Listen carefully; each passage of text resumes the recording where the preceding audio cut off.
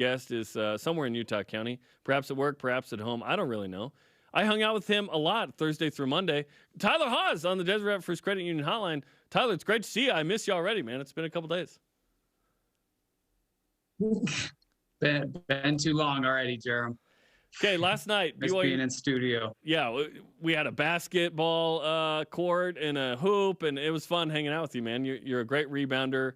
I tried to be a good rebounder. It typically went through the net for you, not for me. So you had to chase it against cameras and whatnot. But no, we had a fun time. Okay, so last night BYU plays Gonzaga, and all of a sudden the Cougars are at 14 tie.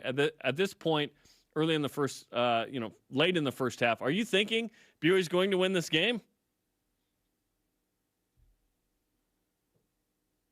For sure. I mean, they played about as well as you could have asked them to play last night. I thought they started the game super well. You could just tell they had a determination and grit and fire that they were going to go accomplish the impossible that night, you know. And that first half, I think all of Cougar Nation was, on the edge of their together a second half like this. But the Zags are they're so good. I mean, looking at the box score after, lots of huge numbers stand out. I mean, they give up 0 fast break points. Yeah, BYU only turned the ball over 8 times, but Gonzaga turned the ball over 6 times. It's like those are just such low numbers. And, they're so good at guarding without fouling and making you uncomfortable. Thought BYU got a little bit gassed in the second half. They still got really, really good shots, but just couldn't get those to go down. And yeah, the Zags are just really, really good. And but hey, there's lots of good takeaways. Of course, it stings. It's heartbreaking. Like would have been so cool to beat those guys. But lots of good things to build on heading into the tournament. Spencer and I were talking about that as well, Ty, where in a situation where if BYU didn't win, could they still impress? Could they still raise their stock? Absolutely. Everyone was talking about BYU last night. Part of that is because nothing else was going on. No NBA, I believe, post All-Star break. There's no football, of course, in March. There's no, it was Gonzaga, and then BYU was challenging them. And with 4:19 to go, BYU's tied. With 9 minutes to go, BYU's up 9. So what did BYU do for its case in the NCAA tournament for national relevance by at least playing Gonzaga the way they did last night? Yeah, I think it definitely helps their situation. I don't know why it couldn't. I mean, you look at all the good teams that have played Gonzaga. No one's played them as tough as BYU last night, and had Gonzaga on their heels to where it's like, okay, we got to wake up here. And I feel like if anything, they could move up a spot, in the NCAA tournament. And so, I mean, we'll see what happens. You listen to Mark Few after the game, and he gave the utmost respect to BYU and all of the guys and the coaching staff and their game plan coming in. I mean, BYU played about as well as you could play against Gonzaga. And so we'll see what happens. We'll see what the tournament committee decides. But watching the game last night, even though, at the end it was so heartbreaking not to come out on top, you walk away feeling like, okay, BYU has a squad here and they have a chance to really make a run in the tournament and win some games. And just the mindset and the belief and how confident they were playing. It's the best team in the country and arguably one of the best teams that has come through college basketball in a really long time. They were neck and neck with them. And so BYU's gearing up to make a run here. Let's hope so, and a lot of that depends on seeding and of course, the matchup, which let's address that now. The only team that I don't want BYU to kind of play against, generally speaking, is a team that pressures on the perimeter, because that's what Gonzaga did to beat BYU. A team with length gives anybody problems, but BYU's had problems against teams like Boise State and USC earlier in the year who had some length. So as long as BYU kind of avoids a team or teams like that, I think a first-round win, especially where BYU is going to be the higher seed, is probably an expectation at this point, not a hope. In years past, Ty, we were kind of like, well, hopefully BYU wins in the first round. No. I think we expect BYU to win in the first round now. Yeah, absolutely. I mean, they've definitely been tested with length and athleticism all year long. I feel like this last game against the Zags, it's as well as they played against athletic, good teams. I thought where they've had problems is turning the ball over and letting the game get away from them with easy transition buckets and, not getting good in a good offensive rhythm, right? Because of the decision making on the offensive end, and that wasn't the case last night. They made really, really good decisions. Listening to Pope after he was so devastated, right, and so down because he felt like his guys just played as well as they could have played, and even in the second half they were making good decisions and not turning the ball over and playing together, right?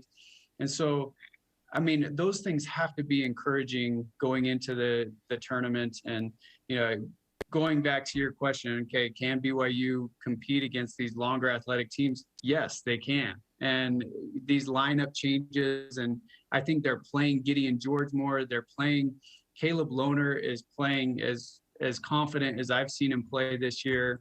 You're getting great shooting from lots of different guys, and so they can do it. They're capable, and I'm with you, Jarom. I expect them to win at least one game, if not a couple. They're capable of making a run in this tournament. Talking to Tyler Haws, BYU's all-time leading scorer, third all-time leading scorer in the WCC. If they had counted your points your freshman year, you'd be number one. If they had counted Hank Gather's points at USC, maybe he's number one. So a fun little battle there. But Tyler, Selection Sunday, typically nerve-wracking. You were on some teams that got some at-large bids. BYU's going to get the at-large. They know they're in. But now it's about that matchup. And as soon as that name comes across, and it's going to say Saturday for not this week but next week, we're going to go, okay, let's dig in. Is this the team that matches up well with BYU? What is that week like of preparation, which typically is on a Thursday? This time it's going to be 2 extra days. As you gear up for the NCAA tournament and a game that whether you like it or not, how good your regular season was, defines the year. It's really, really exciting. This is what you work all spring, summer, and all season long for these moments. And so you're excited. I think there's, some nervousness, obviously, but a little bit of nervous is good. And it is different, right, than a regular game. But the challenge is just to continue the work that you've been doing all season long, right? It's the routines, it's all the habits that you've been doing. And so that's what BYU has been great at all year long. You look from beginning to end, we watched this team, followed them really close. They've gotten better every single game and improved each week. And so, led by these senior leaders, I know they're going to have these guys just in the same habits, right, team, but working to get better. They're going to look closely at this Gonzaga game and try and improve and get better. And then coaches are going to put together a good game plan. It's keeping, the same rhythm going that you've been doing. And then go out and give your best effort, let it all hang out on the court, which is what they did last night. BYU played super loose and, arguably lots of pressure on that game, and thought they handled everything really, really well. The piece that I loved seeing last night is they weren't playing on their heels at all, right? They put the pressure on Gonzaga and put them on their heels. And no matter who they're going to play against, I expect them to have that same mindset and that same determination to win. We may call what happened last night the TREVIN KNELL game because he was on fire, man. 5 threes, 20 points.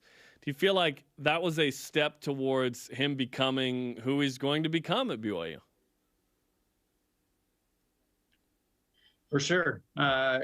He's obviously super talented, can shoot it from deep. I think his challenge is going to be, can he add a couple other parts to his game? Can he, he shoots the ball so well from deep, but can he get to the rim? Can he finish?